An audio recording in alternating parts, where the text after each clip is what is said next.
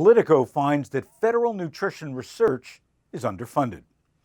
Helena, Bottemiller, Evich, and Catherine Boudreau have published a rightfully scathing piece on Politico that points a shaming finger at the federal government. Diet-related illnesses like obesity, type 2 diabetes, and high blood pressure are on the rise, while heart disease remains the leading cause of death.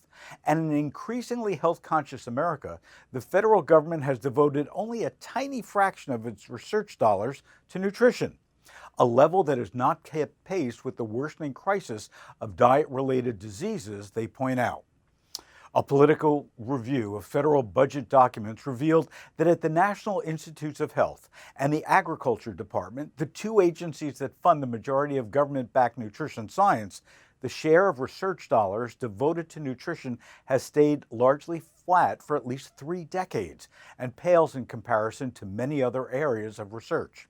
In 2018, NIH invested $1.8 billion in nutrition research, or just under 5% of its total budget.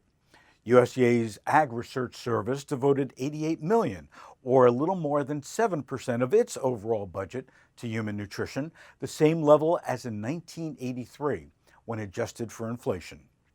In so many areas of science, things get better over time.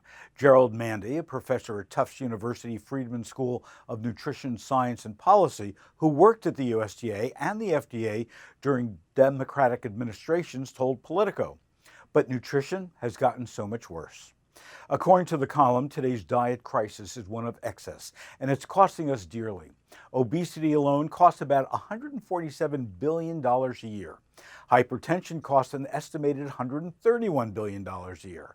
And sadly, there's no major lobbying force behind boosting nutrition research funding.